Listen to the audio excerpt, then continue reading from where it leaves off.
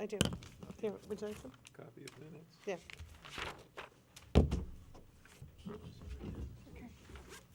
We're ready? All right. Good evening, everyone, and welcome to the Monday, September 8th meeting of the Green Worcester Advisory Committee. My name is Mary Niddle, and I will chair tonight's meeting. Before we begin, I want to go over the meeting rules and other logistical details. Tonight's meeting is in a hybrid format, which means that we have committee members, city staff, and community members, both in person and online on Microsoft Teams. This is a public meeting and it is being recorded. The draft minutes are generally available for review and approval at the consequent meeting. Once an agenda item is called, there will be a brief presentation of the item, followed by any additional comments and clarifications from members of the city staff, then an opportunity for anyone from the public to speak on that item before we proceed to committee discussion and action. The members of the public will be given a maximum of 2 minutes to speak in order to provide enough time for the discussion and keep the meeting on time. To help maintain an orderly meeting, please address all comments and questions through the chair rather than directly to any of the other speakers or committee members. Each agenda has the opportunity for the public to speak on a matter that is not on the agenda for a limited amount of time, no more than 2 minutes, at the public participation/community engagement or standing items to be considered for placement on the next agenda. While an item outside of the agenda cannot be discussed by the committee may decide to take a vote to formally place the item for formal discussion on one of the forthcoming agendas. So first off, we'll take the roll. Mary Niddle here, Evelyn Hurwitz. Here. Pat Austin. Here. Ted Khanna. Here. Mary Leovich. Steve McCauley. Here. And Deirdre Murphy. Okay. So second item of business then would be approval of the minutes from our last meeting, which was held on July 28th. Anybody have any comments, or we will entertain a motion to accept? So moved. Second. Second, anybody opposed? No? Okay. Thank you. So then moving on to new business, I'll turn it over to the department to introduce our guests. And I also want to apologize for our late start. We had some logistical issues, and thanks to everybody online and in the room for your patience. Go ahead, John. Thank you, through the chair. So today we have a talk from the Clark University Human and Environmental Regional Observatory, affectionately known as the HERO Student Program.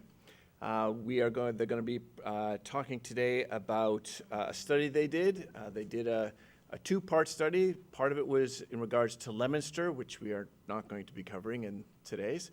But the other part was regarding Worcester, specifically regarding property and business owner perspectives on trees on their property directly or in the city's right-of-way.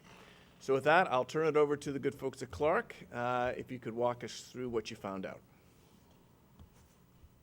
Before you start, excuse me, do any other members of the committee want to move to the chairs to see the presentation a little bit better? You're welcome to do so. I can see it fine from here, actually.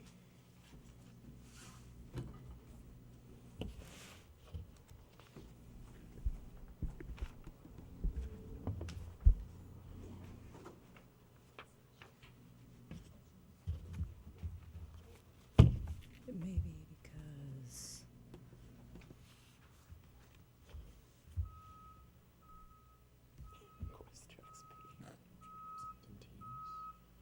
For folks online, we are trying to share the presentation for you guys too, so hang tight.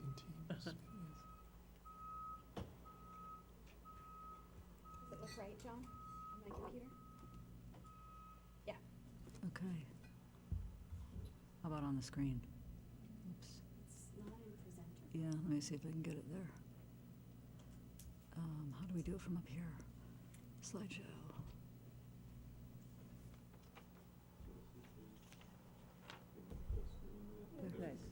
Is it working in both places? It did change. I mean, it didn't change. Went full screen and it got locked. No, it's not in presenter mode on. It says we're sharing.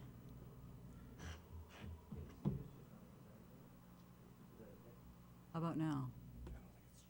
So you Oh, can. yes. We got it. Hey, delayed, but nice. Okay. Go there, Jen. Theme of the day. All right, thank you. So great, just to get into it, thank you so much, John Odell, for the wonderful intro. Once again, we are the 2025 Hero Cohort, and we're very excited to be here presenting our research from Worcester, and we're very excited. So yeah, let's get right into it. So here's our research team. You'll meet each of us individually as we go through the presentation, but just wanted to give a special thank you to our graduate program managers, Aidan Karen and Robert Moore. Robert Moore is here today, as well as our directors, Dr. Nicholas Duran, Dr. Deborah Martin, who's also here, as well as Dr. John Rogan, and wouldn't be possible without them. So great, to put our research a bit into context, here are our study sites that we worked in this summer. So as John said, we were in Leominster for the first half of the summer, which, as you all know, is a town about 30 minutes just north of Worcester. And we were also here in Worcester in the neighborhoods of Main South and Green Island. So before moving in Worcester, we spent around 3 weeks in Leominster, and here we were doing both quantitative and qualitative data collection.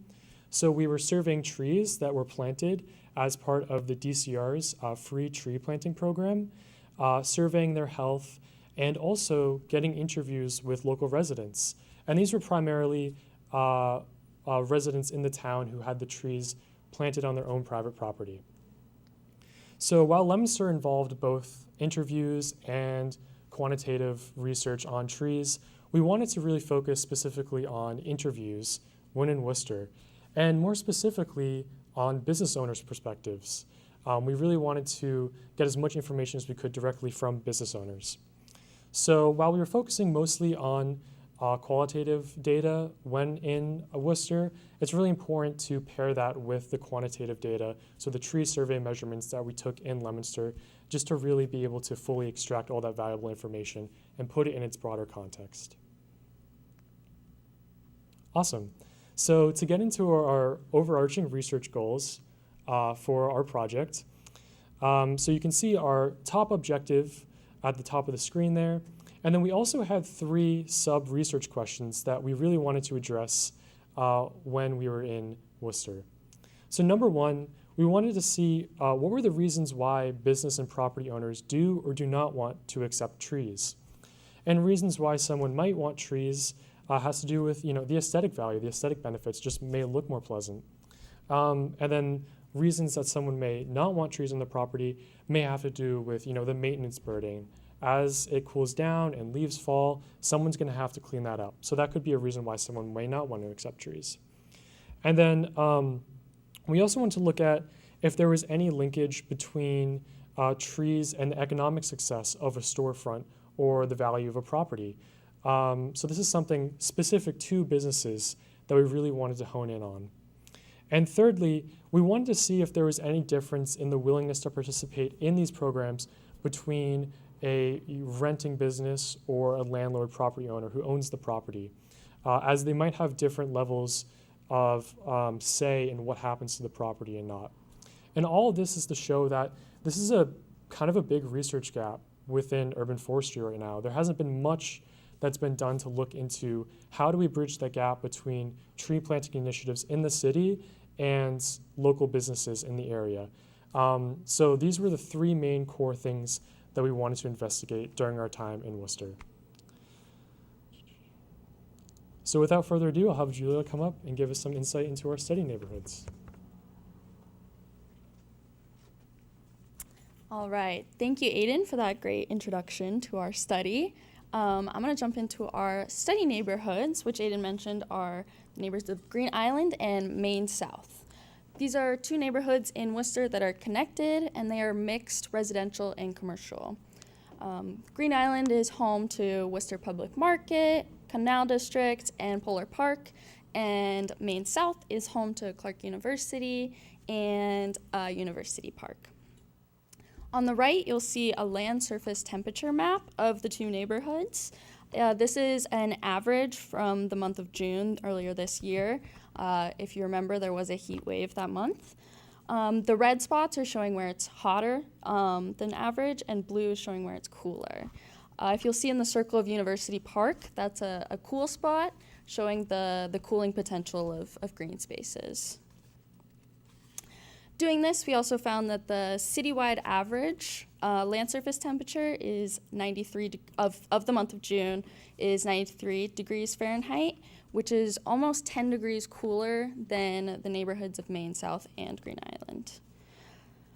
These two neighborhoods also have lower median household income and higher percent minority populations than both the city of Worcester and the state of Massachusetts.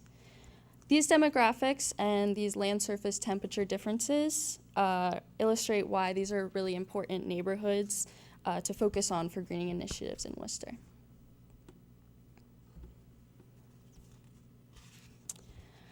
So in our time interviewing, we conducted 24 interviews. 21 of them were with property and business owners, and 3 were with community partners. We canvassed businesses from the 5 streets that are highlighted in yellow on this map on the right, from which 18 interviews were collected. We contacted many businesses, but we were only able to secure 3 interviews through phone banking and emailing. We believe this highlights the challenge of reaching business and property owners in these neighborhoods. Like I said before, we had more success with the canvassing approach, the boots on the ground approach. Next, I'll introduce Nate up to start going over some of our interview results. So throughout Green Island and Maine South, we interviewed a fair number of businesses with a lot of variety. We had some restaurants, auto shops, and we even interviewed a church in the local area. So what you can see is there, over here on your left, I believe, there is a strong business owner population within our data set. But as you can see, there is a very limited number of property owners in that. We also did interview some community partners, but those people don't always have agency or choice over what happens in the surrounding area. So getting into that, so this graphic will show you just how our property owners and our business owners are leaning on the sides of urban forestry and greening in Worcester. So as you can see, our lessees, people who are renting properties, are very interested in having trees on or around their property. Many of these interviewees noted that they didn't have the agency over this land to make that decision, though. Some of our interviewees also noted that it was very difficult to reach their landlords, which was another challenge we faced in our study as well. We also have some interested property owners as well. Those would be our interested lessors. But we still have some disinterest from renters and property owners. This is mainly just because, like I said before, there's a lack of agency with these properties and they don't always have full decision-making capability. And through some of these interviews, some of our interviewees mentioned that it might be easier to plant on city property rather than private business property due to the difficulty of contacting those with the ability to make the choice for that land. Next up, we'll have Abigail talking about some of our business owners' benefits and barriers to tree planting.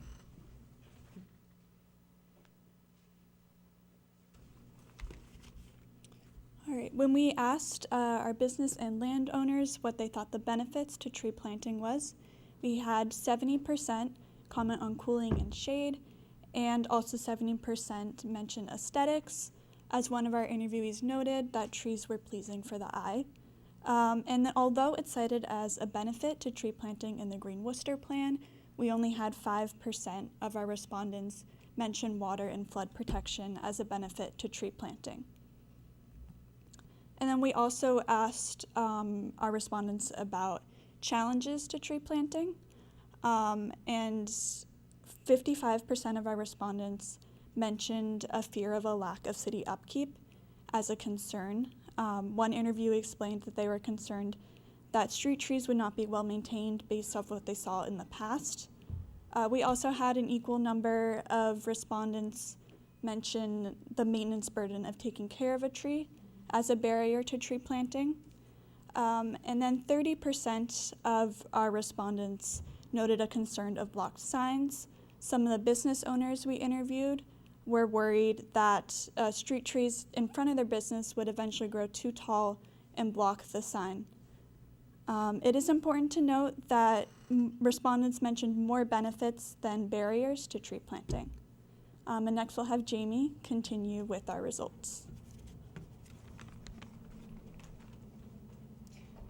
Thank you, Abigail, and thank you all for being here. When we speak about these interviews, it's important to think about them as interviews that were conducted with property owners and business owners, and so they thought about trees on their properties in a uniquely economical way.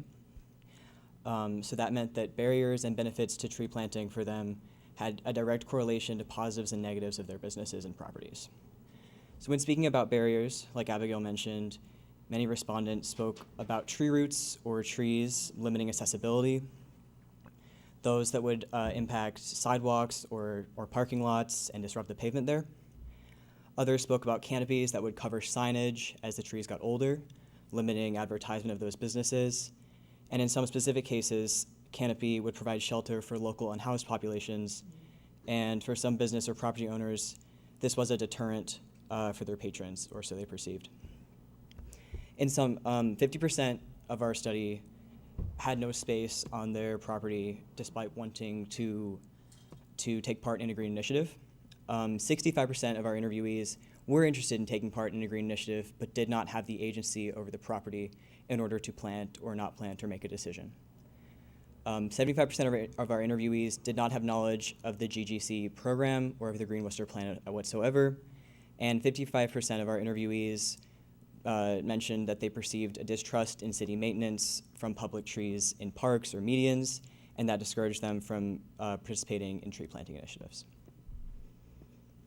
That said, there was not one interviewee that we spoke to that could not name a benefit that a tree would have on a property. Every interviewee identified this as a positive thing, and most interviewees said that they would prefer more trees in Worcester as opposed to what we have now or less. As well, most interviewees agreed that curb appeal would be greatly heightened by trees on their business or their property, and 65% of our study said that policy or tax incentives would encourage them to participate in green initiatives or to plant trees. When we conducted this study, we also asked what types of, what issues and what ways we could alleviate those issues determined by the barriers that our interviewees spoke about. And obviously there was a very unique answer for each interviewee and each business or property, but broadly they fell into these 6 categories that we have here. Primarily, there was a lot of mentioning of funding. Again, taxes, incentives like those, and then also mentioned independently. This interviewee and this quote speaks about discretionary funding in neighborhoods. Others, in order to close that knowledge gap about the GGC program or other green initiatives, recommended marketing, new marketing strategies, increased marketing strategies, and others believed that the most efficient way to create tree planting programs was to shrink programs into condensed planting spaces that were on public property or otherwise city-connected property. Many of our interviewees stressed neighborhood-specific consultation, local-level neighborhood representatives communicating with city divisions, because each neighborhood is, of course, unique and will have unique tree planting there. And others, especially those who mentioned personal maintenance of those trees as a top barrier for them, spoke about supportive services for that maintenance, people who could provide education, who could provide that maintenance in some cases, who could demonstrate personal tree maintenance. Finally, we also had interviewees who spoke about policy enforcement. That would be through planning regulations at the legislative level. This specific quote on the screen has to do with zoning and building codes. I'd like to invite Ali up. All right, so we just went through a lot of information, so we're going to take you through a little bit of a summary of our Worcester interviews. And we've split this up into tree perceptions and planting perceptions. Tree perceptions under benefits, we had the highest benefits listed in our interviews for cooling and shade, tied with aesthetics at 70%, air quality at 40%, and climate change mitigation at 20%. And for challenges in these interviews, the perceived lack of city upkeep was the highest at 55%, tied with maintenance burden. And potential property damage was falling behind at 45%. For planting perceptions, planting barriers included the lack of knowledge surrounding green initiatives in Worcester, a lack of space on their property, and the fact that a lot of the businesses we interviewed didn't own their property. And some recommendations that we just saw Jamie present from the interviewees was better tree program marketing, planting on city property, neighborhood consultation, and tree maintenance support, and the enforcement of policies. And then these are the key takeaways and next steps of our presentation. The biggest thing we did find when we were out in the field and in our interviews that there's a general lack of awareness of tree planting initiatives in Worcester. Some of the key motivations we heard from our interviewees was that planting these trees is going to be good for their curb appeal, and that policy or tax incentives were very motivating. Property lessees were generally open to the idea of planting, but as we've seen, many of them don't own their property and cannot do that. And through our research as students and also what we communicated with lessees, property owners were very hard to reach. So those were our key takeaways. And for our next steps as Hero Fellows, we have 4 Hero Fellows hoping to do individual projects and continue our research relating to Worcester greening initiatives. We're hoping to communicate more with city officials and program directors about tree planting initiatives, and we hope to continue to interview property and business owners in Worcester. These are some people we would like to thank who helped us get all of our work done this summer. Yeah, any questions?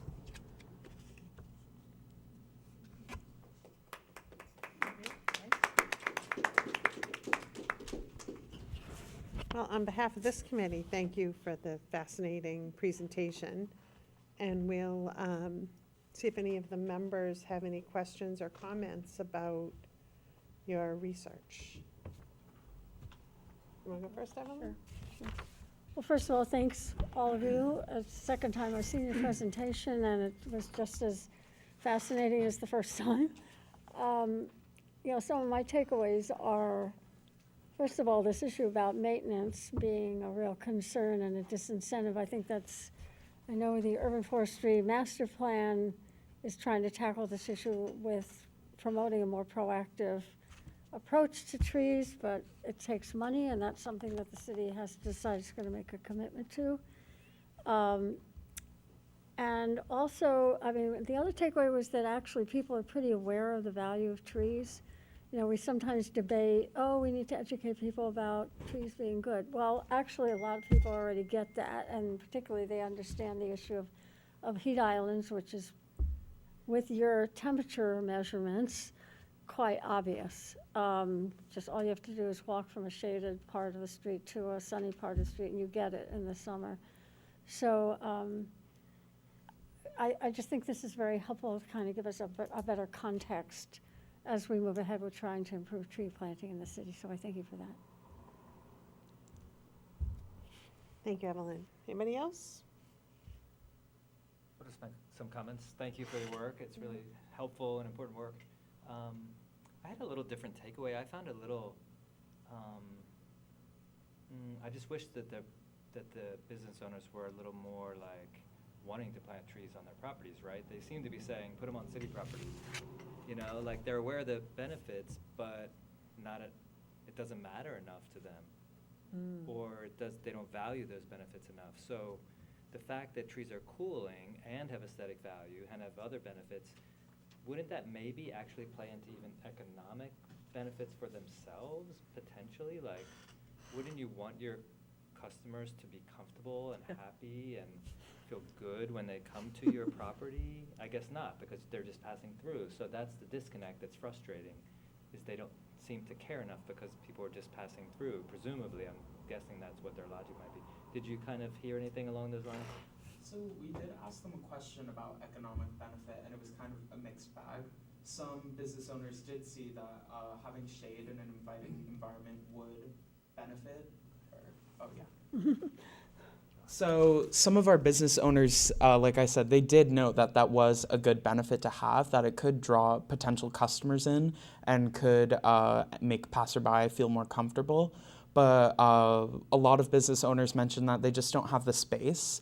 And because obviously it's hard to control the growth of trees on just a single lot, some of them worry that they could provide what we call an ecosystem to services. So one of our slides showed a laundromat where a tree is kind of tearing up the parking lot there. And we believe it is a city-owned tree, which could be a challenge to a business owner, as you see, because if there isn't parking for their customers, how are people going to walk in? And also, if they just don't have the space, trees won't necessarily be able to grow in a healthy manner. So then in some ways, we'd be investing in a tree on a small lot that won't have the best chance of survival.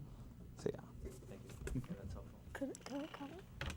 Yeah, go ahead, Evelyn. Yeah, thanks for, yeah, I understand what you're saying, Steve. I guess part of the challenge here is that the N is very small for the interviews, you know, getting to the actually real, I suspect that you may have a representative sample even if it was a really small sample.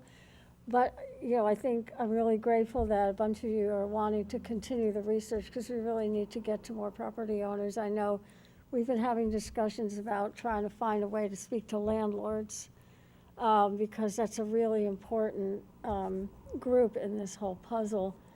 And the other thing I would say is that while that concern is legit about the signs, the whole approach to pre-planting is right tree, right place. So that means you're not going to plant an oak tree on the street, you know, where it's going to be a huge tree and block the view of a sign. So I think, you know, some of this is an education issue as well. Thanks. Go ahead. Ted? No? Okay. My one question to follow up on this conversation, and you alluded to it a little bit with the cracked thing, pavement. Do you think that the reticence for the property owners is real, or is it imagined? Like, is it reputation or is it experience? Do they say, well, I've heard of other people who've had trees, or is it all, you know what I mean?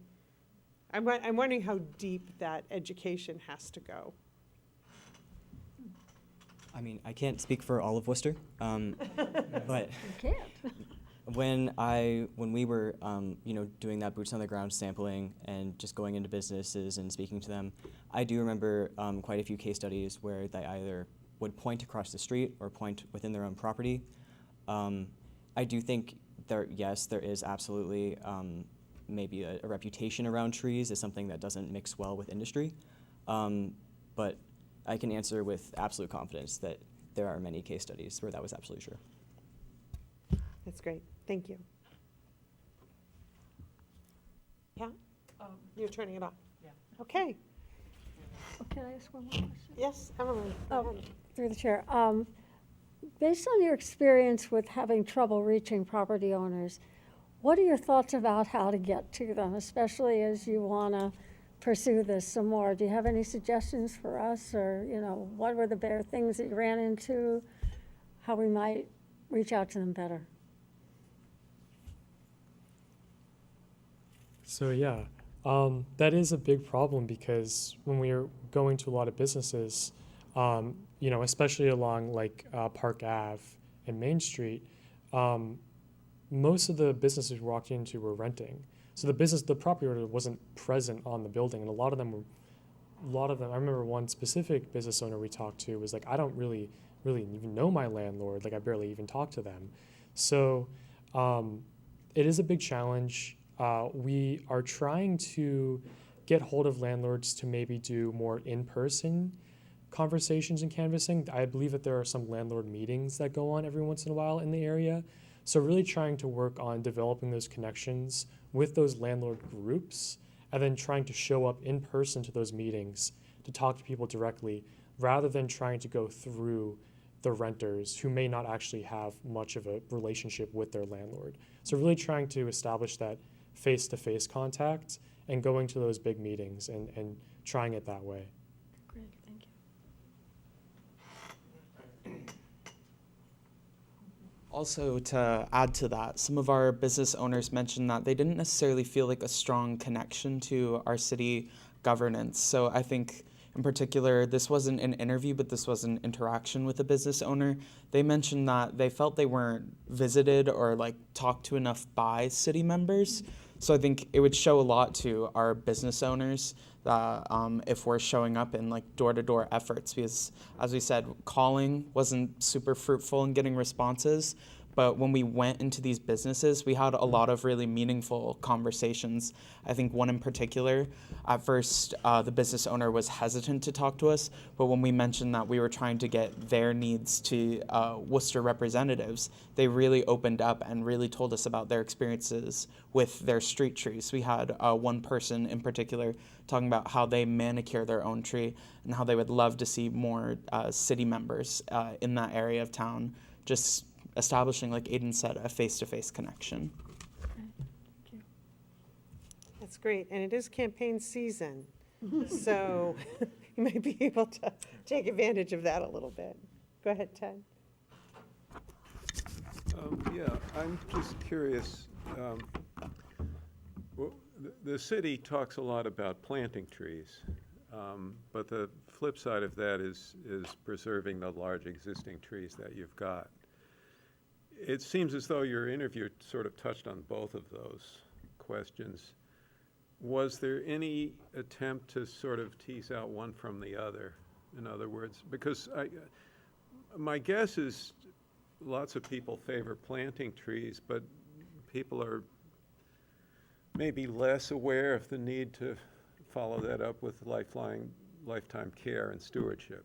And I'm just wondering if those two pieces were teased out in your research.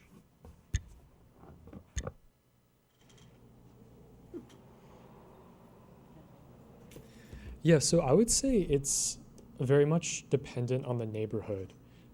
So if you went to Burncoat and Greendale and talked to people about losing these big, beautiful trees from the Asian longhorn beetle, you probably get a different response than someone from, on Park Ave who really doesn't remember there ever being much of that big, large canopy that we see in old pictures.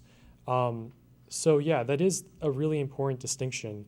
I would say in the neighborhoods we were working on, at least in my experience talking with landlords and business owners, there wasn't really much of a baseline to base the tree planting off of. There wasn't a memory of these trees ever being there in the first place.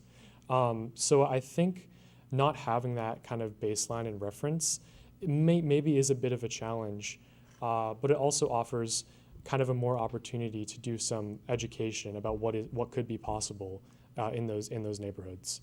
So yeah, that's just from my experience working in the specific neighborhoods we were in.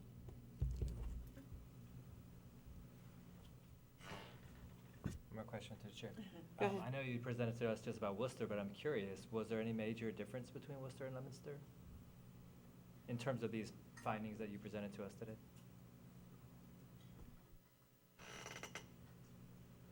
Yeah, I'd say with the business and property owners, they would they had the distrust in city upkeep and such, and a lot of people assumed that if the city was to put a tree in front of their business, it was the city's responsibility to take care of it. But in Leominster, it was all people that had requested a free tree to be put on their property. So they had more of a desire to have that tree there, I feel as though. And I feel as though they also had more barriers because they were the ones themselves taking care of the trees. Yeah. So it was actually a different kind of sample? You were actually targeting people who had requested trees there? Yes, it was quite different. They were the recipients of the free tree program. Yeah. To some degree, though, I think like what we learned in Leominster is that if you get a social contract between people and the planting of a tree, that they will take care of those trees. So if we do that in Worcester with theoretically the property owners, business owners, we could expect them to keep these trees alive. Rob, can you go up there? Oh, yeah, I'm sorry. People at home won't be able to hear you. So, part of what I think we learned from Leominster was that when you establish that face-to-face contact and that trust, there's a bit of a social contract to take care of those trees. So if Worcester were to engage that idea with property owners and business owners, we could theoretically expect them to steward these trees successfully. That's great, thank you. Ted? When you mentioned, I believe, a ground surface temperature of 93 degrees, and you saw us all like talking about that, that seems really hot to me. Is that what happens at the end of a hot summer day? The ground is that hot? Yeah. So the ground surface temperature is going to be a lot different than the air temperature because the ground can hold that heat a lot longer, especially in dark pavements, dark roofs. Those dark colored surfaces in urban environments are going to hold that heat, more heat and for longer. So those temperatures do seem high, but yeah, it's better for comparison that way. So, through the chair, we're actually measuring, there's some way of measuring whatever the surface is, whether it's hot pavement or soil or concrete. There's actually a contact thermometer, and that's how hot it is. It's a remotely sensed data via like satellites.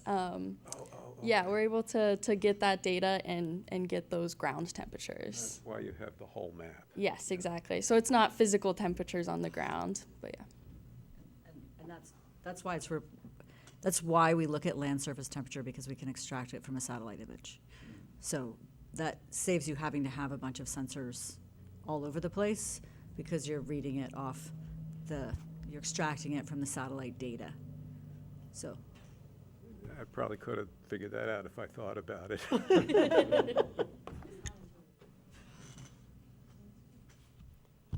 All right, well, thank you all once again, and thank you for your thoughtful answers to all of our questions, and we'll probably have more questions as time goes on, but you know, this committee and the city, we know, are very grateful to the work that the HERO program has done at Clark over all the years.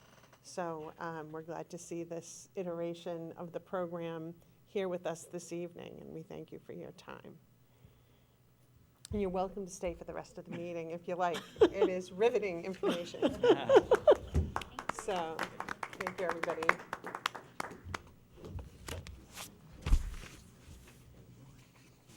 And while Jesse flips over the TV, do we want to move on to the next piece of new business on the artificial turf? Thank you. Bye. Bye, everybody. Thank you very much. Have a good night. It's back, right?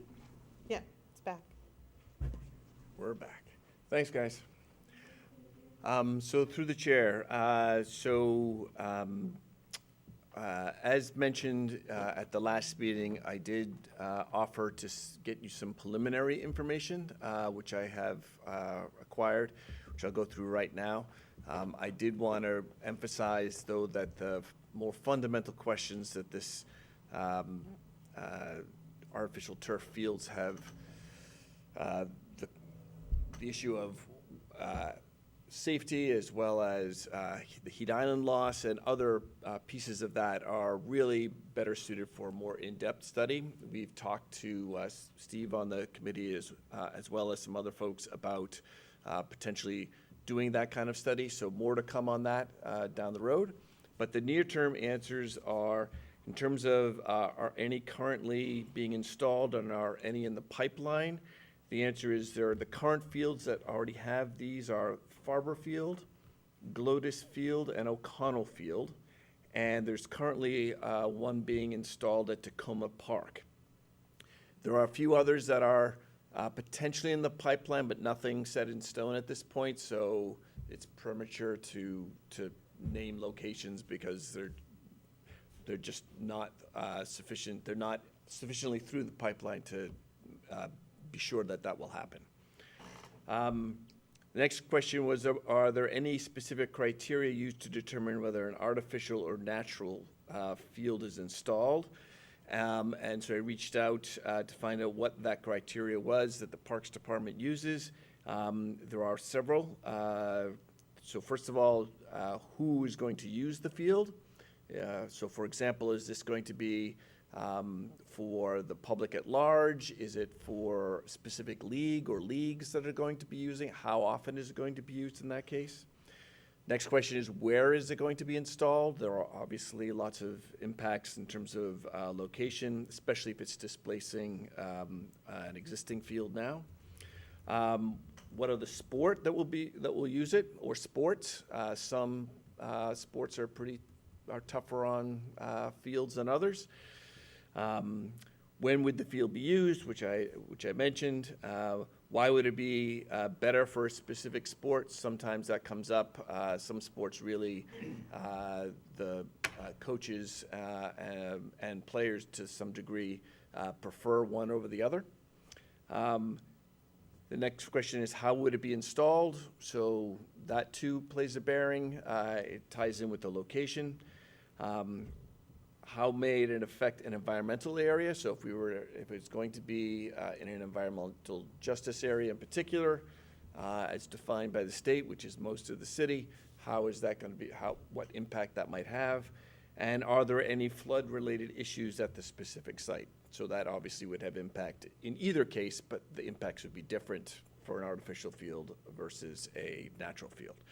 So those are all the criteria that are reviewed. To be honest, I don't know how they're reviewed, if there's a grading system or something like that that gets weighed or not, but I know that those are the general criteria that come up when they make those decisions. Obviously, more details would be determined in part of that deeper study that I referenced earlier, so that we could perhaps assist with a student-led professor-student-led project on that in terms of data gathering. So that's what I've got. Any initial comments? Steve? Thanks. Thanks so much for looking into this. Really appreciate that you all looked into that. One thing I just wanted to clarify, because you mentioned the existing artificial turf fields include Farmer Field, Glodis Field, and O'Connor Field, and the new one in Tacoma Park. Last meeting, I think we had a comment from someone from the public who commented that there was an artificial turf, not even necessarily what we might call a field. It sounded like a smaller installment. She described it as ironically being right next to a rain garden. And so I wondered if the list that you got from folks included all installations or just ones that might be called an athletic field, because it sounded like that grouping just talked about athletic fields, but if there are a lot of other installations of other types of things, it would be nice to know about that too. Through the chair. So good question. I don't have a firm answer on that. My general awareness is that there are very few, if any, additional places other than I think it was at Morgan Park where that smaller artificial field or whatever we want to call it. It wasn't a playing field per se where that was set up. I'll have to look into that specifically. But the only ones that I've given you information on are specifically sport-related fields.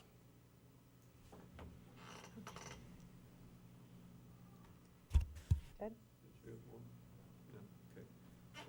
Thank you. Through the chair. So maybe I don't know where Carter, Glodis, and O'Connell fields are, but my first question was, are we looking at just the Parks Department? Because I'm pretty sure there's an artificial field at Foley Stadium. So does this look at the school department, or was that not part of the inquiry? That wasn't part of the inquiry. You're right, Foley has one.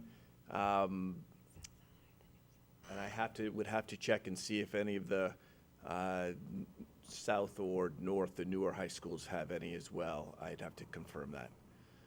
Doherty does not right now, Burdencoast does not, and Worcester Tech does not, but I'm not sure about the other two.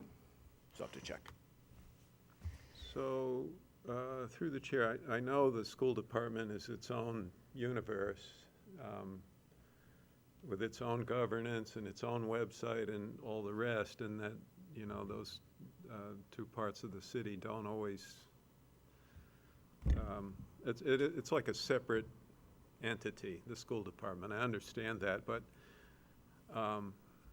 there could be more, and there could be more plans to build, and I think that should be part of the,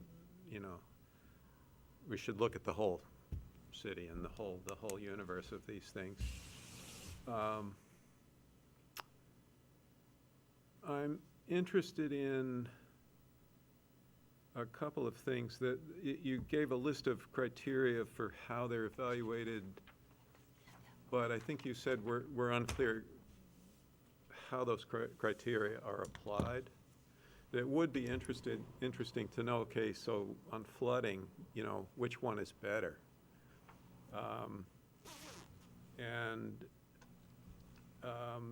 And I also would kind of wonder whether if we did know how those criteria were applied, whether or not we would agree with them.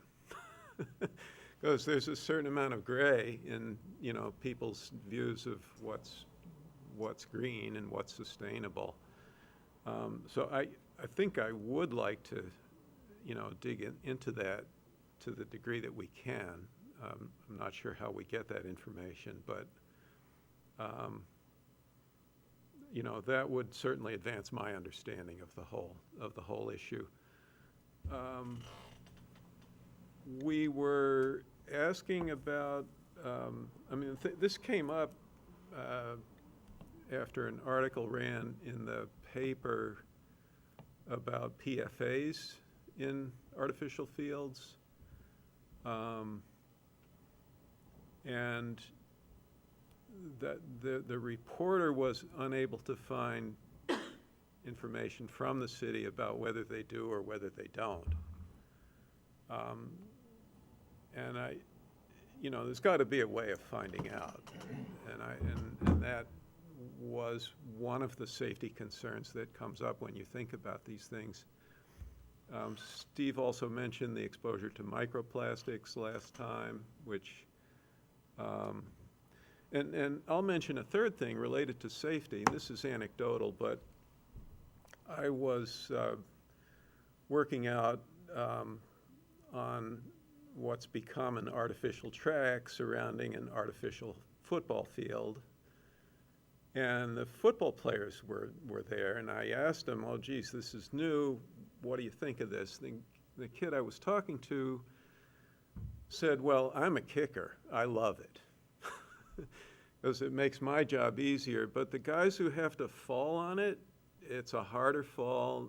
They get injured more, and so they don't love it. So, there's an example where it depends on who you talk to, and you kind of need to collect all viewpoints before you say that, it's better for safety, because according to him, they're not good to fall on. So those are some concerns. I would like to sort of keep this question alive and get some answers to those unanswered questions. So. Yeah, through the chair to respond. So that is exactly the kind of questions that I think are best suited for that study. That is every one of those questions is a pretty deep rabbit hole, I would argue, and it's somewhat subjective depending on your viewpoint, as you well point out. Some people obviously will prefer certain conditions over others, and whether that's a good or a bad thing is is by definition subjective. And so looking at that more holistically in terms of all of those things collectively, I think is exactly why we need to have this a more detailed kind of effort that frankly right now we are not in the position to do ourselves, but would happily work to facilitate and collaborate between a school department who is willing to have their students run with this topic. So we're going to pursue that, but I don't have a timetable in terms of how quickly that can be turned around. But it wouldn't happen at least probably until at this point, knowing that school has started. I'm thinking this is a spring project. Go ahead, Steve. Yeah, through the chair. I just want to say we really appreciated WPI collaborating with you all, and I just want to sort of thank you and you know, congratulate you for the proactive efforts you make to engage with the universities, including the HERO folks who are here and SWPI. So I think it's a really fruitful partnership with all the universities you have. So we're looking forward to helping to the extent we can with this project and with other things. Yeah, and thank you. It's definitely goes both ways. So appreciate your efforts, and of course Clark's and other. We work with Worcester State University and Holy Cross and others as well. So it's great to have that resource available and that collaboration. So thank you. Thank you. Ted. Through the chair, two things. One, I'm also very much in favor of seeing collaborations between the city and academia, but none of us controls these decisions. DSR doesn't, certainly we don't, the schools don't. Do you feel, I mean, I want to generate this information, but do you feel the city will do something with it, respect it, coming from a student project? I mean, the students do good work, but is the city gonna respect that if the students come back and say, geez, you know, these aren't so great? I mean, I'm not saying that that's what they're gonna do, but Yeah, through the chair, I wouldn't speculate on that at this point. We'll have to wait and see what the study says and how it says it, and we can make a judgment call then. And through the chair, my second follow-up was that with regard to whether or not there are PFAS in the fields we've got and in the field we're building and the fields we might build, I respectfully disagree that ought to be foisted onto students to figure out. That's an answer the city should be able to come up with. We should be able to know what's in what we've got, what we're building, and what we're gonna build. And some of us might think it should be a criteria that we do not want that hazardous material in what we build.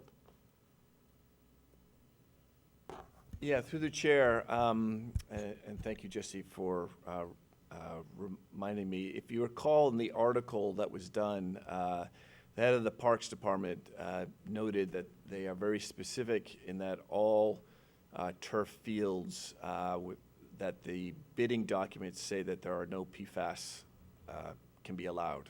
So that is part of the bid requirement, no PFAS. So I would hopefully presume to say that that is not the issue that we need to be discussing. There are others for sure, and that's why I think it's a worthy topic to pursue. But in terms of that specific item, I believe that's been answered. Through the chair, I'm sorry, I don't remember that from that argument. Did you say the city is specifying no PFAS? We're sure of that? Because what I recall was an awful lot of people saying, we don't know. Through the chair, I can say that the commissioner of the Parks Department has said that that is a bid spec requirement. So I will confirm when that actually was put in place, if there are any fields that that wasn't part of that, we can certainly make note of that. But my understanding, based on the article and the conversation I've had with them subsequently, is that that has been the standard for a while. So I suspect that none of our turf fields right now have that, but I have to confirm.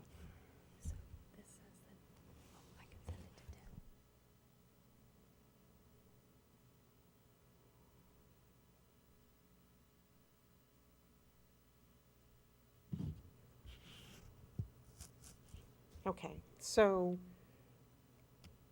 we're moving forward with establishing a study. But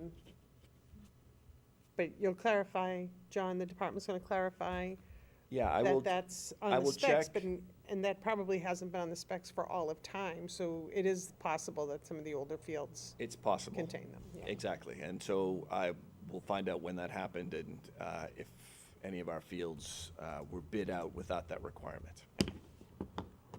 All right, we look forward to that information. So would you like to take a vote to have it be on that? Okay. Well, if it's been new business, is it gonna be old business? Well, you need to vote to have it on the agenda again. Okay. So, we're going to, the proposal is then to put on an upcoming agenda, the next meeting or the meeting thereafter, an update on those items that we just discussed. Does everybody agree? Or anybody disagree, I think is the question. Yeah, I'm okay. Through the chair, I just I can't open this because I don't remember how to sign in, but I just Googled that question. There's a Worcester Telegram article, July 26th. And this is how it starts. 3 synthetic turf fields in Worcester could possibly contain PFAS, et cetera. So it looks like we don't know. And this is not what instigated our inquiry last time. It's since then. I missed this article, but it's what came up. And so, yeah, I think there's an open question there. And you know, it should be possible to get an answer. I'm not quite sure how. But I'm in favor of keeping it on the agenda. But if it's on the agenda and we have nothing new to talk about, then we just don't, we pass it over, right? And I think the goal is at the next meeting or the meeting thereafter, that we would have something substantive to talk about. Yeah, so That's I what would- really important. I would favor, but I mean, there are sometimes things on our agenda that we just pass over because we haven't moved the ball. And I would favor having this on the agenda so that if there is something to talk about, we're able to do so. My feeling. Okay, so we're in agreement. We need a motion? Whose motion? Is your motion? Motion. Steve's Motion motion? to put it on the agenda. Second. Ted is seconding it. No one is opposed? Okay, Thank you. we're good. Thank you. We'll move on to public participation and community engagement. And do we have anybody online from the public that might want to? There's 2 people. Will has his hand up, yes. So do you want to just say Will? You can come off mute and speak. Yep. Oh, Will, if you unmute, we've unmuted Oh, you. and- hello. Hi, Hello. Can you hear me? we can hear you. Thank you. Yes. Hello. My name is Will Talbot, and I am a associate planner at the Central Massachusetts Regional Planning Commission, and I also am here listening in also as a Worcester resident from District 5, and I just wanted to reach out to let you all know. I believe Chair Niddle, as well as some of the members of DSR, have been aware of this, but my work is working on a comprehensive climate action plan for Worcester and around 80 other towns in Central Mass and Northeast Connecticut. And I was just here to listen in. I was interested in the standing item on decarbonization benchmarks and also just some of the other standing items. And then also just want to let you all know that we're still kind of waiting when we're able to provide that information, but within the next month and a half, we will have a draft of the comprehensive climate action plan that we'll be releasing for public comment, and we'd love to have some conversations with you all and with the city regarding that plan. And then feel free, if you're interested in kind of setting up a discussion at some point, you can email me at wtalbot@cmrbc.org. But thank you for all you do, and that's all I had. That's great. Thank you very much, Will. We look forward to the information for public comment. That's great. Go ahead, Ted. Through the chair to Will, that climate action plan you mentioned, is that for Worcester County or southern Worcester County? Is it the CMRPC subject area? What is the geographic scope? Yes, so it's around 80 communities and includes all of the CMRPC subregion, as well as all of the MRPC, which is another agency similar to CMRPC in northern Worcester County and also in the very west of Middlesex County. And then it also includes several towns and communities in northeast Connecticut, which has a agency called NECOG. So it's kind of 3 different agencies, and our agency, CMRPC, is taking the lead. So it's a large number of communities, including Worcester, Fitchburg, Leominster, and Windham, Connecticut, and a lot of other smaller communities throughout the area. So it's a pretty large study area, but Worcester is the largest community in the study area. So we really hope to, have some feedback on the plan from Worcester. Would be really great. That's great. Thank you. Do we have any further questions or updates? No? All right. So moving on to the task force updates, we might be disappointing you, Will, because the decarbonization group did not meet since the last meeting, largely because I was away and heavily engaged in some other things over the summer. But we promise we will have a new update for you at our next meeting, which is October 20th, right? Yep. Good. Promise.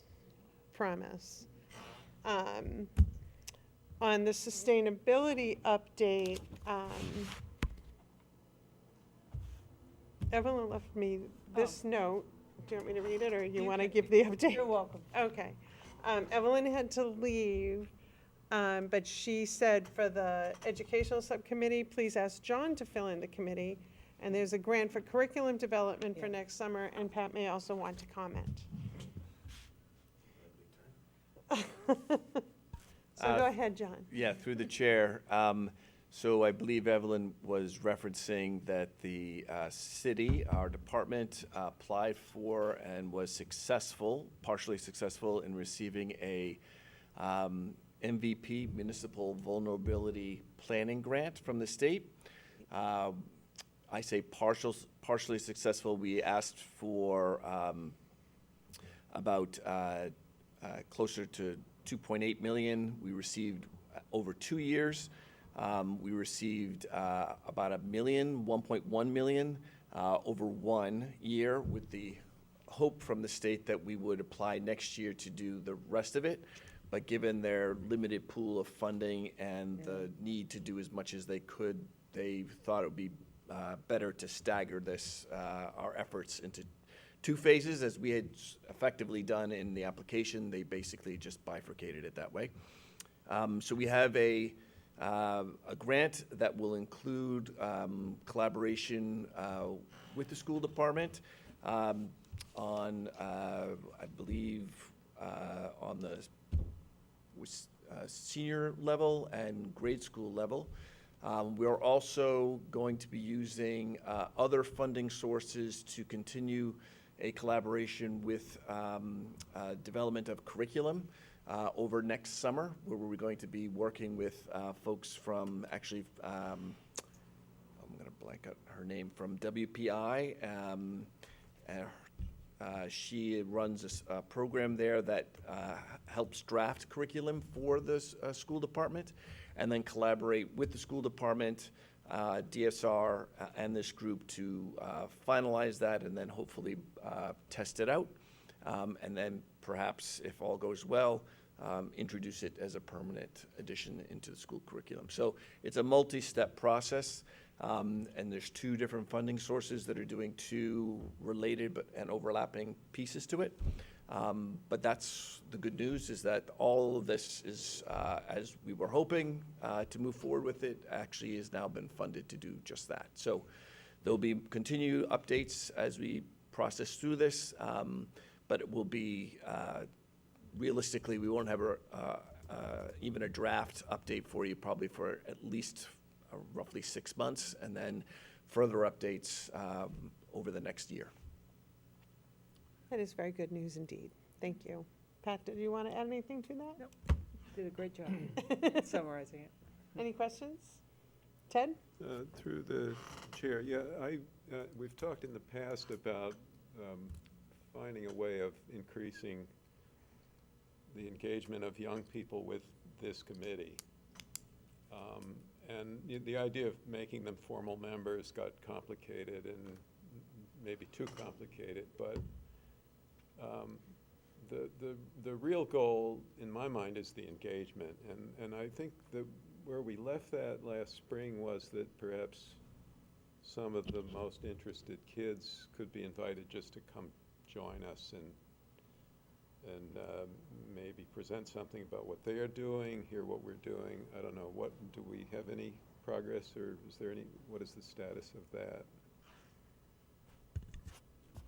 I don't know if that might be part of the curriculum that's being developed, being included. I think they're at the baseline, right?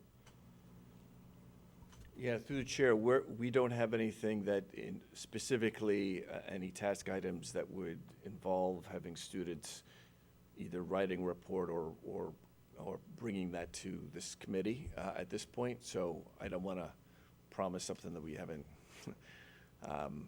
designed for at this point. So, but I hear you. I think what I was saying is that part of that grant could include assessing the value of that, and once it becomes part of the curriculum. Yeah, so through the chair, I think that the idea that could happen after we get through the grant is a better one, a better idea than doing it earlier, because that way we'll have a system set up for that kind of input from students, in which case, hopefully, the input that they provide, both in the classroom, could then be brought to the committee as well. But at present, we don't have that capability. It's not in the near-term pipeline. So, through the chair, I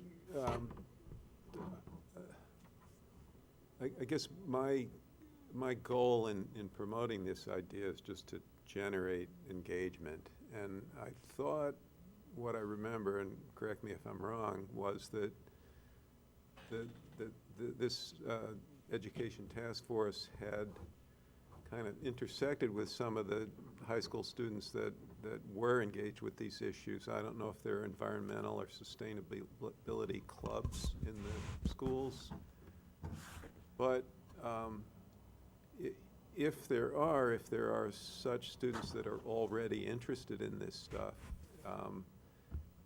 it might be fruitful to sort of generate some engagement between them and the city directly, and that wouldn't have to wait for the grant to play out. It was just, don't you remember, there was some talk about who we might know who those kids are, and maybe they could come just talk to us as a starting point.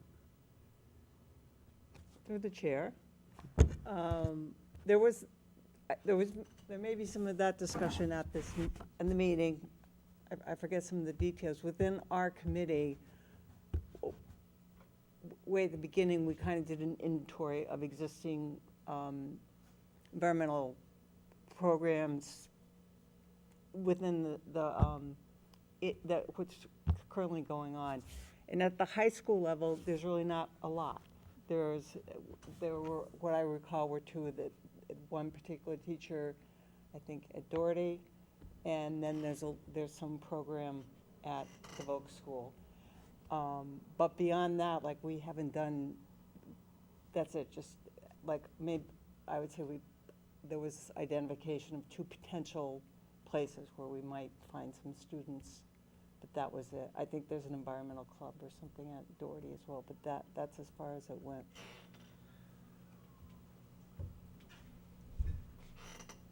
Yeah, through the chair, I don't have an answer of how we should do this. I just think that if there isn't a lot of that, would be great to encourage what we do have and engage with them and figure out how we could support them.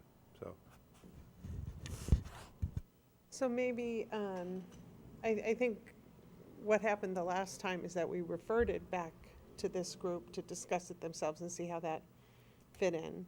They've been clearly doing a lot of work on, and Pat's the only member of that committee that's here right now to talk about what they've covered. But I think that's what we did the last time. We sent it back to the educational committee to see how that fits, and school wasn't in session. So perhaps we'll just include that if we want to make a motion, just to remind this committee that that was something that they could talk about. Go ahead, Pat.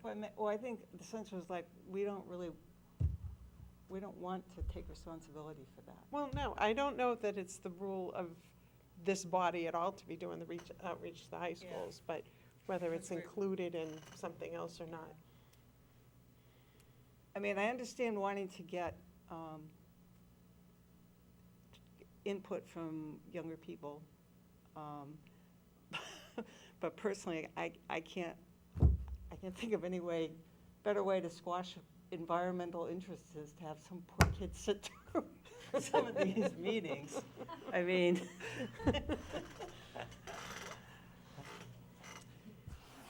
Yeah, I mean, they know we're here, they're on our mailing list. I don't know. I'm not going to disagree with that. And so that may not be where this needs to head. I'm really, what underlies my inquiry is, you know, how can, I'm sort of surprised in a way that among young people, you're not finding very much environmental activism, you know, because high schools often do have sustainability or environmental clubs. And so, you know, if we have that, how can we support it? If we don't have that, how can we encourage it? That's what underlies my thoughts. Well, through the chair, if it's one of the programs that we were trying to promote,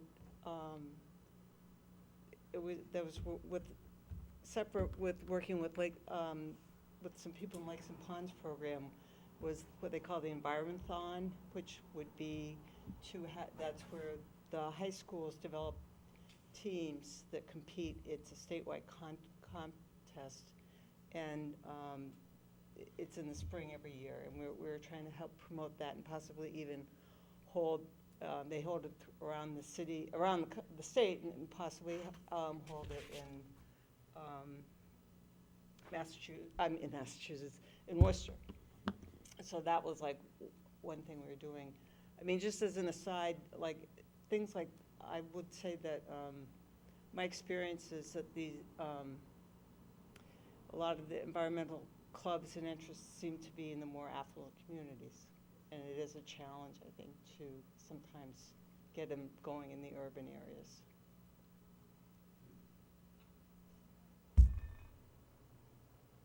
Okay, any further action comment on this? No? I'd like to move on so we can get through the updates because we're already running kind of late. DSR updates. I promise I can go fast. So the first is on staffing updates, just to Remind folks we are down currently 3 staff members. We have 1 on leave. We have our zero waste coordinator, Miranda Hotham, recently resigned and has got a very similar great gig out in Brighton. Is that right? No, it's Brookline. So close.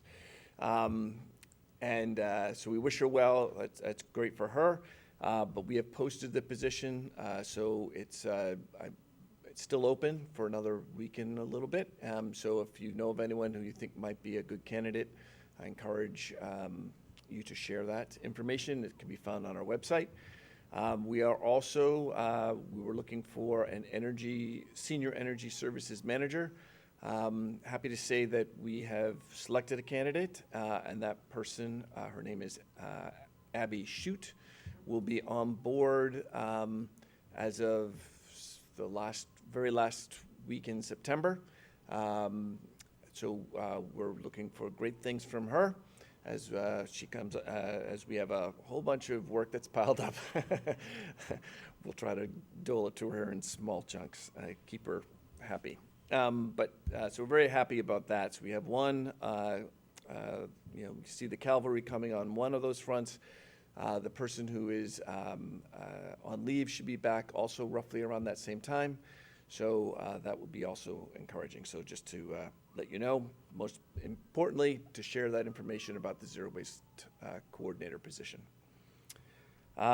Regarding our zero waste master plan, I'm going to hand that over for the update on our public workshops to Jessie.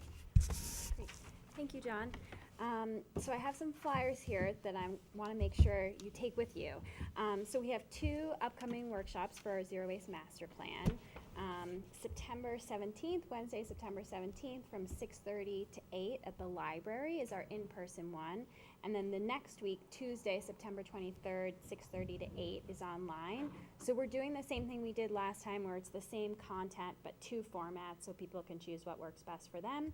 And this time we are going to be looking at the plan actions that were narrowed down from our previous outreach. So we did the large survey in the spring, we've done listening sessions, the 2 workshops we had in July, interviews with different people across the city. So we've narrowed down the policies, initiatives, programs, infrastructure, all of these ideas that we initially came up with, narrowed them down to the ones that popped up as the most important to people.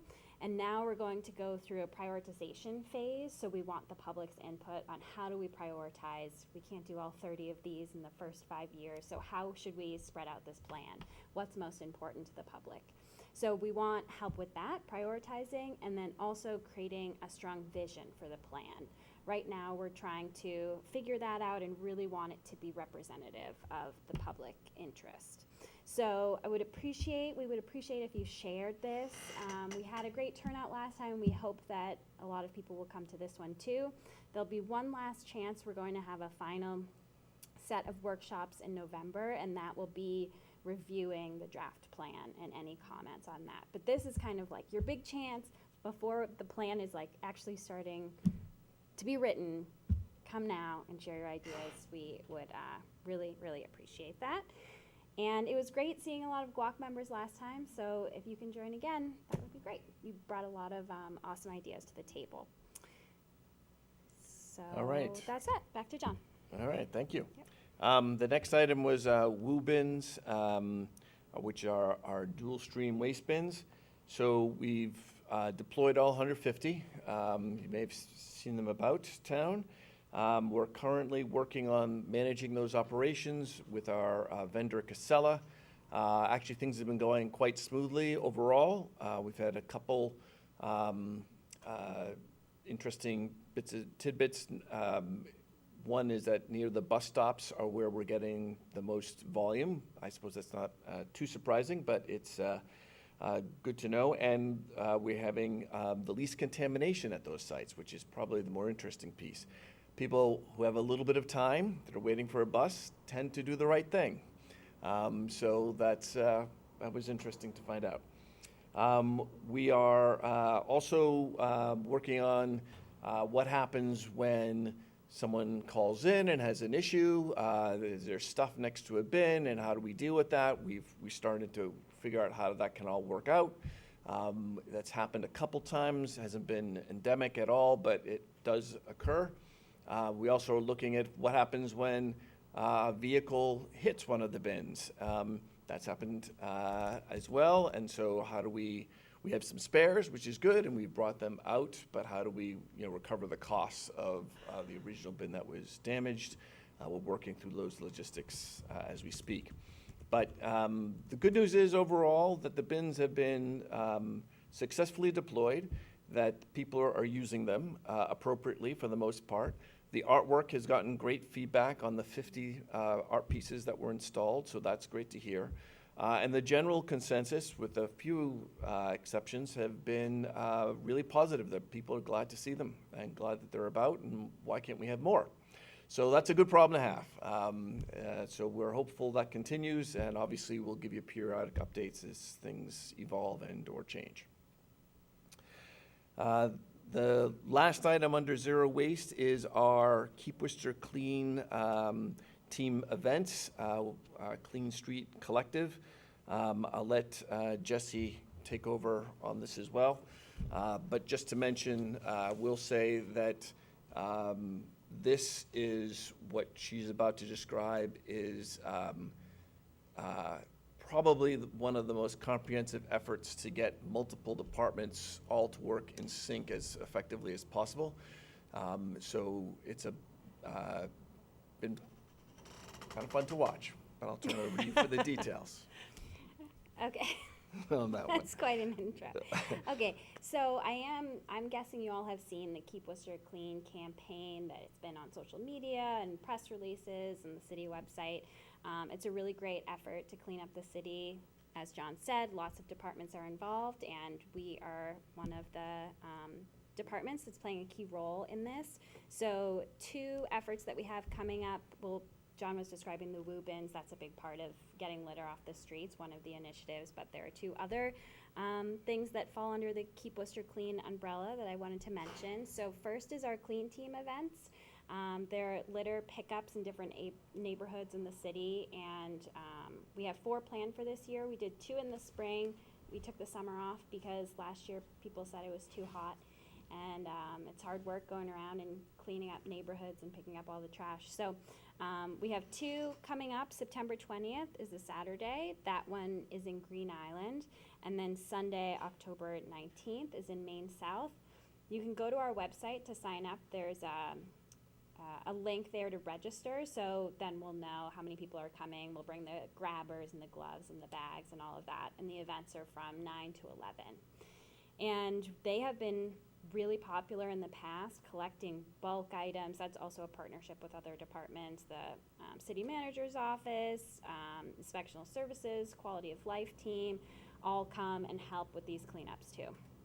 So those are upcoming. If you're interested in the litter pickups, you can sign up on our website.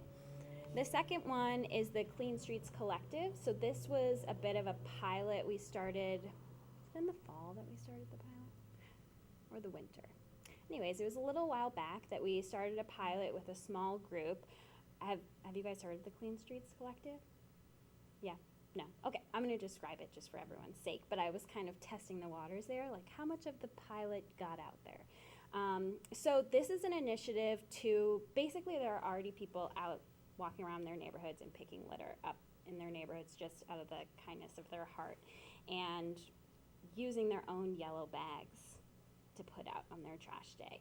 And we really want to support people to keep their neighborhoods clean and not have any financial stress on them to do that. So you can now sign up to be part of the Clean Streets Collective. We have local CBOs, community-based organizations, that are helping facilitate this in different areas of the city. And you'll get green bags. And you can put out 2 green bags of litter that you've collected on your trash day. So that's a way to encourage people without having any financial stress of having to purchase bags. It also is kind of building a sense of community, since we have CBOs and community members participating together. So we want to encourage more CBOs to help us lead this and partner on it, and of course residents or anyone interested to volunteer. So that is also on our website. You can sign up to be part of that program. You can reach out to the CBOs or you can email us and get set up. So those are two big litter pickup initiatives that we have going on right now. We wanted to encourage participation. That's all we have for on zero waste. If there's any comments or questions? Yeah, Ted? through the chair, you know, when you were talking about the clean team, Yep. I was sitting here thinking, geez, I do this on my own street. Wouldn't it be great if the city would give me a trash bag? It could be a green bag. I'm having this thought in my head, and then I said, nah, the city will never do that. And or maybe I shouldn't even bother asking. And then you proceeded to articulate exactly what was going through my head. The city is already doing this? Yeah, we started it as a pilot, wanted to roll it out and see how it would go, people putting the bags in front of their homes, and it's gone really well. And so we've done a couple adjustments, and now we're kind of doing a full rollout. You can go to our website and sign up. So that's awesome. Like, I had an idea, and the city got to it before I even spoke it. This is great. I'm thrilled. That's great. Well, that's great to hear. I know. I Someone, don't know someone how mark it often- down. how often Ted says I'm. Call Miranda. That's right. That'll be bold in the minutes. Through the chair? There you go. Yes, Pat. I just have a question. How would people who live in condominiums participate? So this is something we're still working on figuring out. So there are people that are interested in areas that don't have pickup from the city. So what we would encourage is that you find a local organization you can partner with and join and see if they'll take the bags for you. Because that is still, you know, we've heard from people who live in, you know, 7+ unit buildings that aren't served by the pay-as-you-throw program too, apartment complexes, and they want to clean up their streets too. So it's a kind of a work in progress. The pilot is still kind of trying to figure that out. But if you reach out to one of the organizations, ask them if you can partner. If they say we can't accommodate that, email me and we'll try to figure out a way to do it. We don't have it all perfectly down yet. I don't know if you want to add to that. No, I think Just- that's exactly what it is. This is something definitely why we need a new zero waste coordinator to help us work through these logistics. But we were far enough along to be able to offer it to all the folks who are on the standard pay-as-you-go trash program. So we figured let's roll that out while we can, and people are interested, and we'll continue to figure out how we can get other people involved too that want to help but don't quite fall into that category. I have a question. Has there ever been a subsidized rate or a discounted rate for low-income households to get the trash bags at a discount? Through the chair, no. And probably won't be realistically. Logistical nightmare, I It's a envision. real challenge, yeah. We did the, not to go too far on a segue, but we did do an analysis based on pay-as-you-throw and the cost for that versus having private haulers do it. And the cost for pay-as-you-throw, even people who complain, you know, the cost of the bags is high. And it is higher, you know, it feels higher because you're paying it very directly. And so there's I get that sense. But it's actually about anywhere from half to a third the cost of what you'd be charged if you went with a private hauler. It also has huge ramifications in terms of the volume of recycling we get versus trash through the 1 through 6 program. Those folks that participate in the pay-as-you-go-through program have a much higher rate of recycling as a result of that, and that clearly doesn't happen in other communities that don't have this program. So for both those reasons, it actually is cheaper, and we get much better results in terms of the tipping fee costs we have for our trash, because a lot of that trash is diverted into the recycling.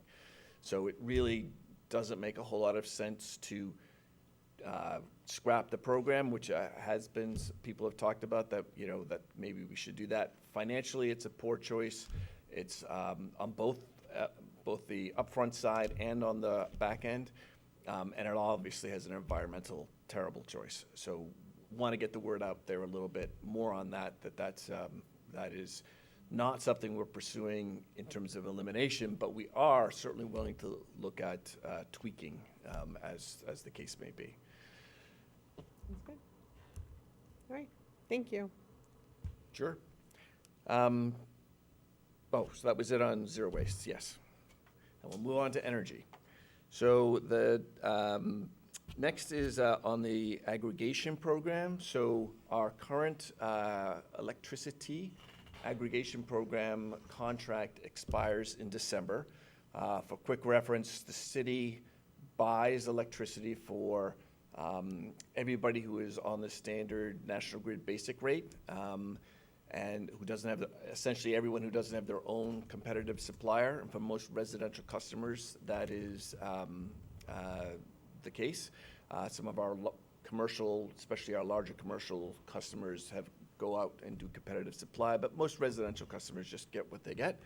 And we basically buy electricity for them, and we have done that just recently. There'll be a letter going out in the mail in mid-October with the price changes. I'm happy to say that the price has gone down. It will be actually just under National Grid's rate for that the fall-winter period that National Grid will have out. So we'll be meeting that, and we will still maintain the amount of green electricity that we've had to date. So we keep the green component and have a price that's actually just under what National Grid was going to offer. So it's kind of the best of both. So we're happy about that. We are going to be having a whole bunch of outreach materials to get the word out about this. By all means, if you know of someone who's interested in this and wants to learn about the program, please reach out. We'd be happy to answer that. Again, just to mention, the program can't guarantee savings indefinitely, though I now can guarantee it for the foreseeable future with National Grid because I know their rate and I know ours. But we don't always know the rates going out over the term of the contract, and so therefore I can't guarantee, none of us can guarantee that it will be less. But we can say it's going to be stable for the next 2 years. We'll have more green electricity in it. So we think it's a pretty good program and hope people can partake in it. The next item we have under energy is our Green Communities Competitive Grant Award. And I'll turn this over to Jesse to sort of walk us through that. So this is a quick one. It's just a little win, which is always great to get. The city received a small grant. It was around $3,500 to purchase another electric lawnmower for the Parks Department.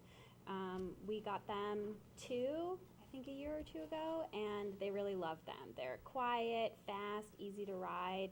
You don't need like the big earmuffs, and you don't have to worry about the emissions. And they were really pleased with them. So we applied for this grant, and we'll be able to get them another one in the next period of time. I'm not going to commit, but we did receive the grant. I just started thinking, I don't know when we're going to purchase it. I'm not sure either. Yeah. But soon. Soon. For the spring season. Yes, right. And then the last item under energy is under our energy savings performance contract.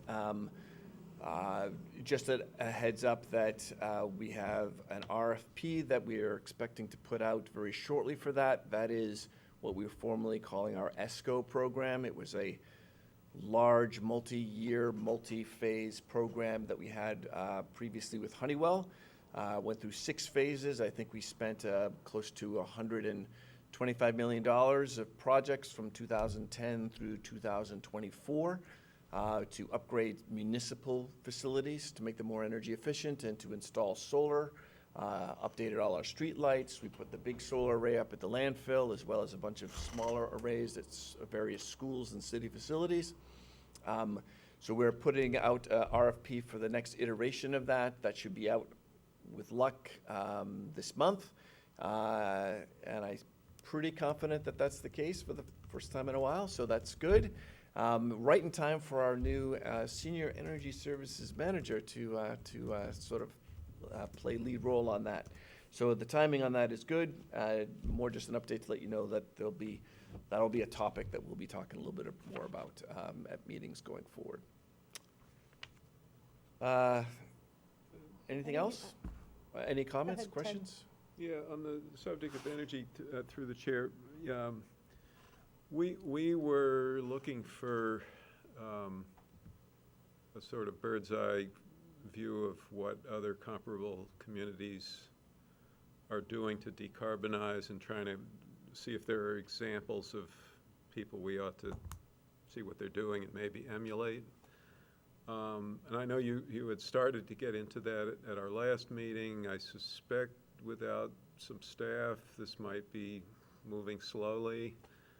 But any idea when we might get more information on that? Or is there some way that one of us that had time to dig into it could actually do some of the legwork there? Through the chair, so we are answering two pieces. So we haven't done anything, so three pieces. So one, we haven't done anything yet on that to further answer the question. Number two, that is something that we are working with CDP to see if we can find out some of the data that they have, and to see if we can find other communities that are roughly our size and roughly in our have the same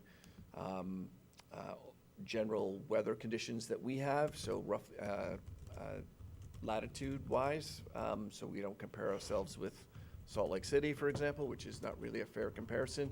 But then we would use that list and see how they are doing. So I think we have a subset that we could, a list that we could probably tailor relatively quickly if we can access that from this organization, which we've participated before in the past.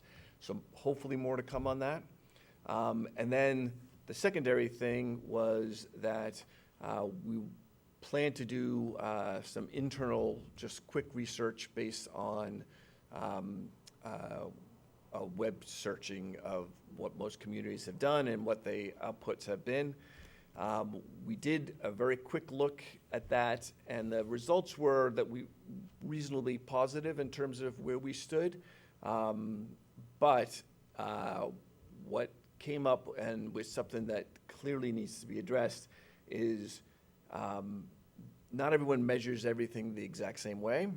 And so we need to do a little bit more research to be sure that we're talking apples to apples, and the reductions are consistent across us. And so what the advantage of the CDP data is that they all ask the same questions, so we should be able to do that analysis more quickly with that data, and we hope to do that probably after we get our new Senior Energy Services Manager on board for a little bit. So I'm not sure it'll be for the next meeting, but I'm hopeful for the meeting after.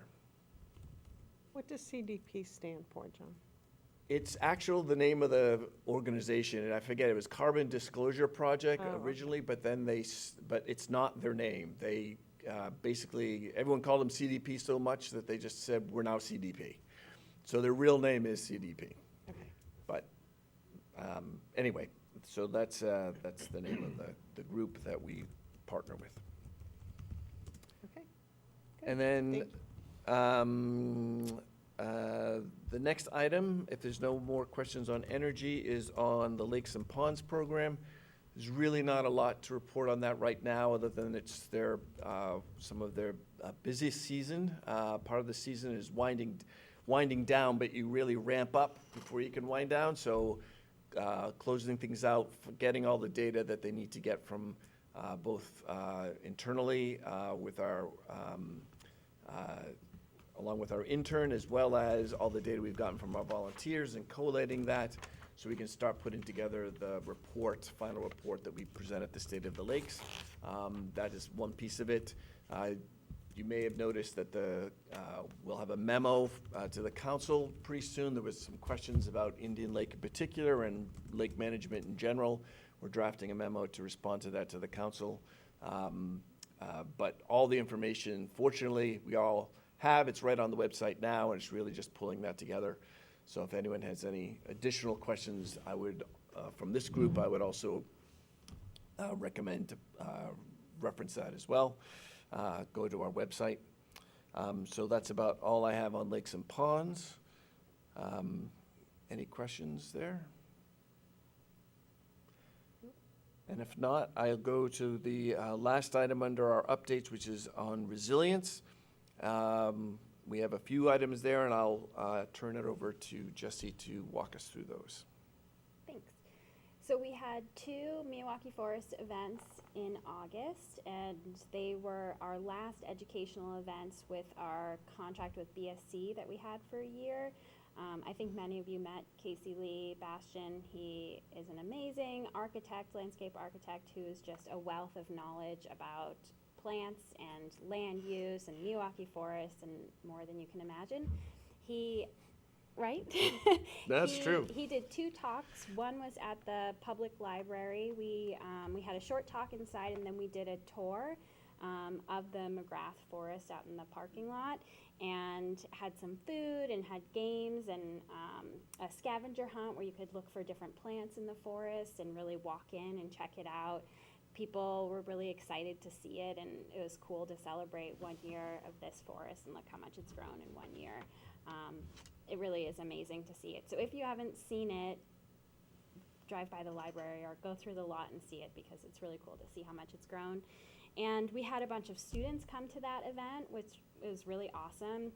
I was chatting with 2 students during the tour outside, and they told me they drove up from Rutgers because they want to have a Milwaukee forest on their campus, and they came to learn about it. Wow. So that was just really amazing to see people be like inspired from afar what we're doing, and that we're kind of like spreading the word and inspiring other people. It's really great. So that was one event. Then the second event was at Clark University in partnership with John Rogan. He helped us coordinate that one. That was more of a longer lecture. It was about an hour, and that was more in depth into the Milwaukee Forest method and history. And also a lot of students attended that, but then we also had GWAC members there. Thank you. Ted, you had some good questions. It was great to have you there, and I know other GWAC members came to the other event too. So thank you all for that. We aren't planning any educational events in the next few months. We'll likely plan possibly some sort of like planting event. We'll need to do a little infill planting at the Plumley Forest this fall. So that might be a volunteer event, but right now we don't have any other public events planned for that project.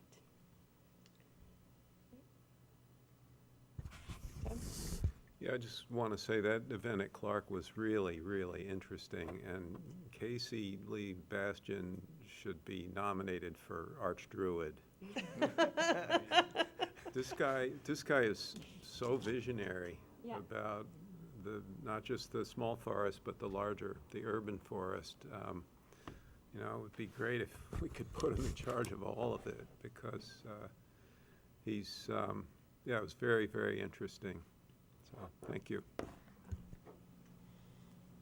That's great. Sorry I missed it. Well, you're going to be excited to know that he's part of the next 2 projects I'm going to talk about.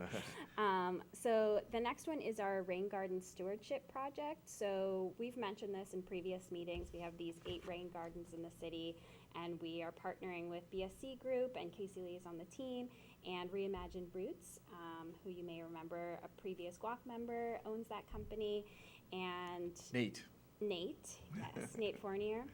Thank you.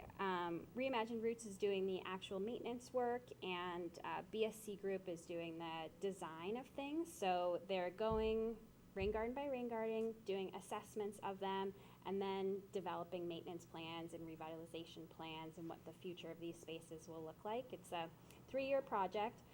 There's also going to be a youth education component where young people can be trained on how to maintain green infrastructure and build some skills for the future, and they'll help maintain these spaces. So this is a long-term project. We had a great meeting with them today. They finished their initial site assessments this summer and are putting together a report of them and looking to the city, gathering more information, and then also looking for guidance. They'll need to create longer-term plans for these spaces, what will be planted as infill, what changes can be made to these spaces. They're looking at factors like functionality, how much stormwater can be absorbed here, aesthetics, do we want it to look like a nice garden? Do we want it to be educational if it's next to a school? What kind of purpose does this space serve? So they're kind of looking at it holistically and gathering a lot of information, and it's exciting. It's at the beginning of this project.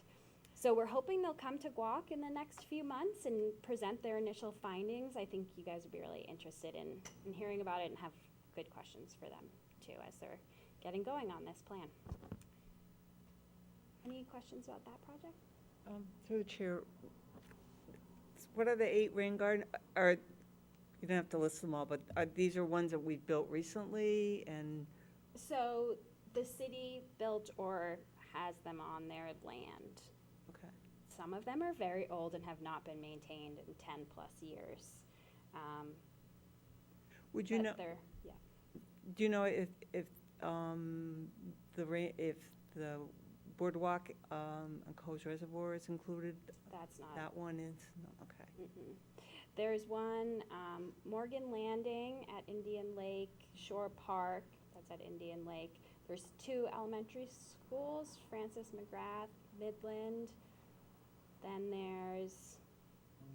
there's a couple bioswales along roads, Northeast Cutoff. John, help me with the last. Okay, well, I guess they're wetlands. I think they're replacement wetlands on the boardwalk could use some attention. Oh, okay, Sure. I see. So that may be a different type of project, though. Yeah, well, Okay. they're all kind of the same in my opinion, but yeah. And it's right on that walking path? There's a spot that you're thinking of? Yeah. Okay. I'm not sure about that. It isn't on our list, but it's good to know, something to look at in the I think it's a future. replacement wetland, but, you know, it acts as a rain garden. Mm-hmm. Okay, so then the last update here is our project kickoff for our Cool Pocket project at Columbus Park School. So many of you probably remember that we received an MVP grant to build the Milwaukee Forest, and as part of that, we also designed 2 Cool Pockets. And one of them was at the Columbus Park School. We received feedback from students and parents and teachers and made these concept designs of what this space would look like. Basically, right now, behind their school is just like a parking lot, and they were selected to be part of this project. They fit many criteria. One is it's a big heat island area, and the space behind their school, it just gets really hot when the kids are out there playing. So we had them help design different cooling features, so things like pollinator gardens, shade trees, nature play areas. So there's all these different pieces that could go in this space, and the students helped us come up with concept designs. So that was part of that project. Now we were able to get funding to do the next step, which is actually creating the designs for this space. So we partnered with BSC to have their team develop actual designs for this space. Designs and cost estimates and the real thing, so we can eventually go out and actually get this space constructed. So we're doing a kickoff event at their site council meeting in a couple weeks that parents and teachers attend, and Casey Lee will do a presentation there about the project status and the next steps for this. So, the other thing, this summer, I forgot to mention this part, they did a couple of preliminary things. They did a topographic survey and soil testing, because neither of those were done during the concept design, because that was just like, here's what we think would be great. Now they actually have to study it and see can it be done there. So they were doing a bunch of soil testing and will be going on site and taking photos and all of that. So that's kicking off another exciting project. I think that's it. Yep. Thank you. A lot of exciting things happening. That's good. All right, we'll move to standing items, items for consideration on future agendas. We have anything specific we want to ask for today other than things we've already talked about? Not that this is the only time we can talk about this, but we're just making sure that we cover it. We can always add something in later. What do you have, Ted? Well, that was going to be my question, that if something becomes like a hot topic between now and the next meeting, we can have private conversations with DSR and decide if it belongs on the agenda, correct? There's no, like, you want it on the agenda before we talk about it, but does it have to happen like right now? Because I'm just thinking sometimes things are timely and you don't want to kick it out 2 months. Does that make sense?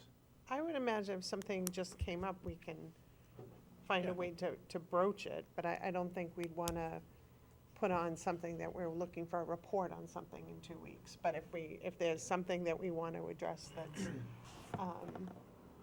like we said, timely, or something new came out about it, I think that we can certainly request it. Through the chair, the idea of asking for a report, that might happen at that meeting once it was on Right, the right, agenda. yep, Obviously, we're not, Yep. putting the cart before the horse. Right. So, yeah, okay, fine. Okay. So then, there are no items that we're listing today for consideration on future agendas other than the one we voted on earlier. Okay. Then, are there any upcoming events that are not DSR organized that we want to mention?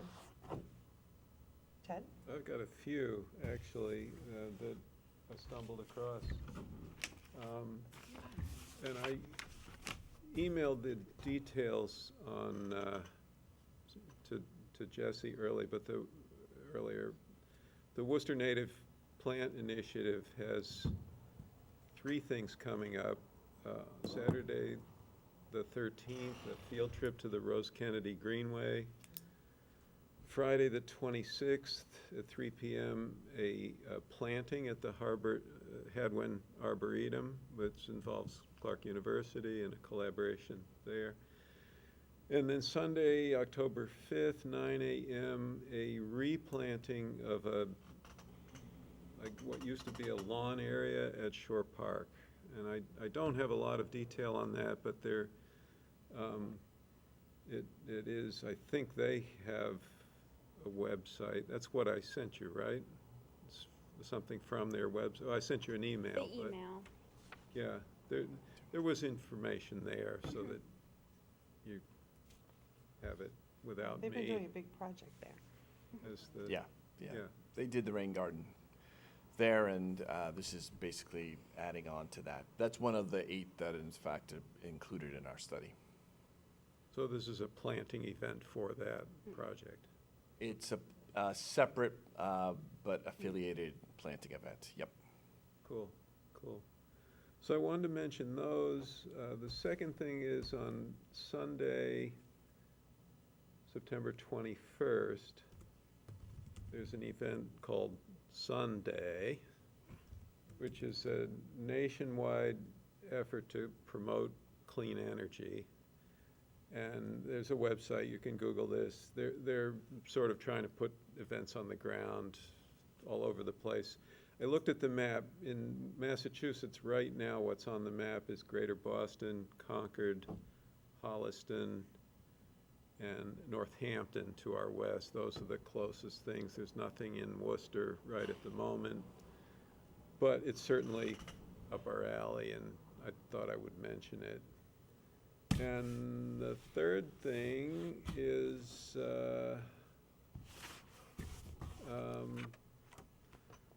Saturday, the weekend of September 27th and 28th is the Garlic and Arts Festival, which there's always some stuff of sustainability interest. Here, the flyer calls it the festival that stinks, the garlic. But it's a great little festival, very affordable and fun, and it's in Orange, Mass. 10 to 5 on Saturday and Sunday. And it costs like $10 for an adult and $5 for a student. So it's a great, and it's really well attended. It's a wonderful event. And they promote a lot of good things. That's what I've got. Thank you, Ted. Anybody else? All right. Then do we have a motion to adjourn? Motion to adjourn. Steve, second? Second. Ted? Anybody opposed? All right. So our next meeting, October 20th, and we look forward to seeing you there. Bye, everybody. Yeah. Thank you. It died literally 15 seconds before you adjourned. What time?